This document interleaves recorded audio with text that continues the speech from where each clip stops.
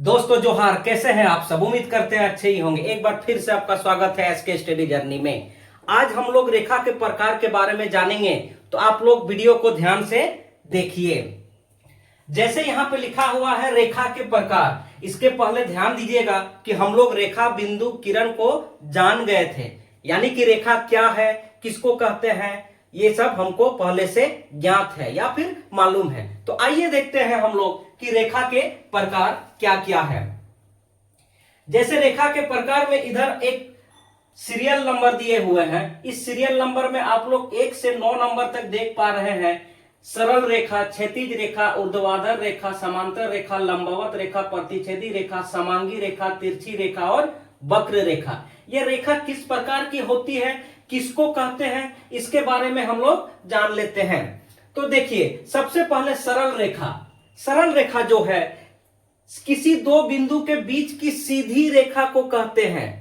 सरल रेखा किसी दो बिंदु के बीच की सीधी रेखा को कहते हैं। जैसे दो बिंदु यहां पे है ए एवं बी, ए और बी के बीच की जो रेखा है इसको हम लोग सरल रेखा कहेंगे। यह रेखा सीधी होती है। दूसरी रेखा है क्षैतिज रेखा। जैसा कि नाम से ही हम लोग को पता चल रहा है यह क्षैतिज रेखा है। क्षैतिज मतलब सोया हुआ रेखा।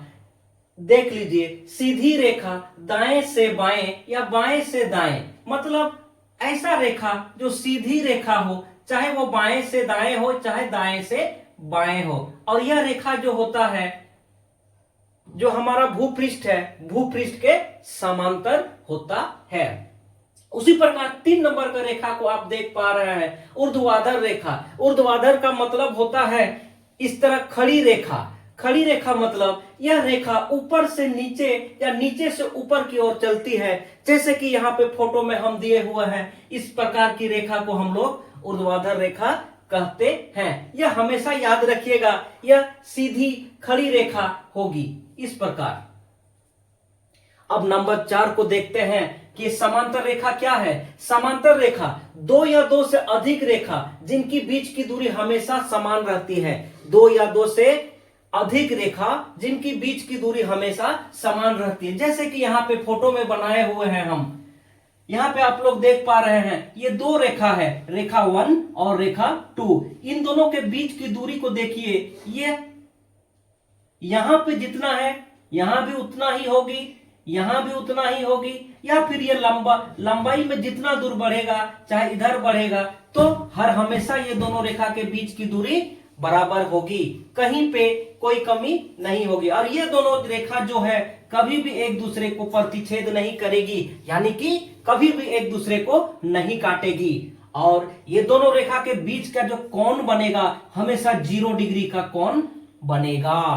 यानी कि समांतर रेखा जो है, समांतर रेखा दो या दो से अधिक रेखा जिनके बीच की दूरी हमेशा समान हो, दोनों रेखा के बीच का कोण 0 डिग्री का हो, और कभी भी ये दोनों रेखा एक दूसरे को ना काटे। उसी प्रकार यहाँ पे हम लोग देख रहे हैं लंबवत रेखा। लंबवत रेखा किसको कहेंगे, जैसे नाम से पता चल रहा लंबवत रेखा यानी कि लंबा रेखा, नहीं, ऐसा बात नहीं है। लंबवत रेखा वह रेखा है जो एक दूसरे को इस प्रकार से काटता है, एक दूसरे को इस प्रकार से काटता है, जो आपस में 90 डिग्री का कोण बनाता है। यहाँ पे देखिए, यहाँ पे दो रेखा है, ये दोनों रेखा है, पहला रेखा दूसरा रेखा, एक दूसरे को इस प्रकार काटा है कि ये इनके बीच का जो कोण है 90 डिग्री का कोण बना है। चाहे ये कोण देखा जाए, चाहे ये कोण देखा जाए, चाहे ये कोण देखा जाए, चाहे ये कोण देखा जाए, वह कोण हमेशा 90 डिग्री ही मिलेगा। यानी कि लंबवत रेखा के बीच का कोण हमेशा 90 डिग्री का होता है। उसी प्रकार यहाँ पे है प्रतिच्छेदी रेखा। जैसे नाम से ही पता चल रहा है प्रतिच्छेदी रेखा मतलब एक दूसरे को वो छेद करते हुए पार होगी। जैसे यहाँ पे हम लोग फोटो में देख पा रहे हैं, ये दोनों रेखा जो है एक दूसरे को काट रही है, एक दूसरे को काट रही है और एक दूसरे को काटते हुए पार हो रही है।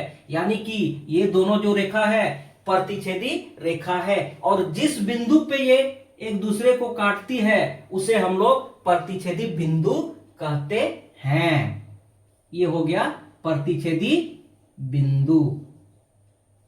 अब आगे हम लोग जानते हैं, आगे में हम लोग समांगी रेखा को जानेंगे कि ये समांगी रेखा क्या है। याद रखिएगा, तीन या तीन से अधिक रेखा जब एक ही बिंदु पर मिलती है और निकल जाती है तो उसे हम लोग समांगी रेखा कहते हैं। जैसा कि यहां फोटो में आप देख पा रहे हैं, यहां पे तीन से अधिक रेखा है, वो एक ही बिंदु, ये बिंदु को अगर हम लोग O मानते हैं तो O बिंदु पर मिल रही है और निकल जा रही है, एक ही बिंदु से वो निकल रही है। यानी कि ये रेखाएं जो है, चाहे 1 2 3 4, ठीक है, ये रेखाएं जो है, ये चारों रेखा समांगी रेखा है। और जिस बिंदु पर वह मिल रही है, जिस बिंदु से वह निकल रही है, वह समांगी बिंदु कहते हैं।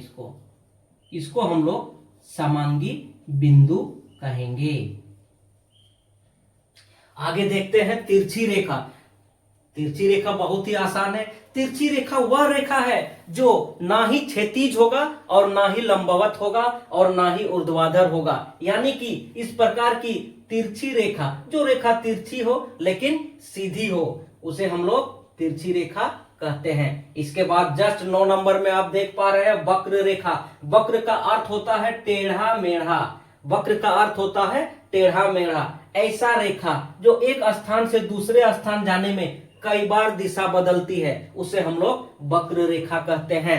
जैसे आप याद कीजिए, अगर आप घर से स्कूल आते हैं तो आपकी दिशा कई बार बदलती है। अगर आपके घर से स्कूल तक की एक काल्पनिक रेखा खींचा जाए तो वह रेखा कैसा रेखा रहेगी? वक्र रेखा होगी वो। तो उम्मीद करते हैं कि आप लोग रेखा कितने प्रकार के होते हैं ये जान गए होंगे, और बहुत ही सरल भाषा में हम लिखे हैं। इसको समझने में कहीं कोई दिक्कत नहीं हुआ होगा आप लोगों को। अगर इसके बाद भी आप लोगों में कंफ्यूजन है तो आप लोग वीडियो में कमेंट जरूर करें, हम इसको फिर से क्लास लेंगे। तो उम्मीद करते हैं कि आप लोग को समझ में आ गया होगा। तो आज की क्लास को हम लोग यहीं समाप्त करते हैं। फिर से हम लोग मिलते हैं एक नई वीडियो में नई क्लास के साथ। चलिए, तब तक खुश रहिए, स्वस्थ रहिए। धन्यवाद।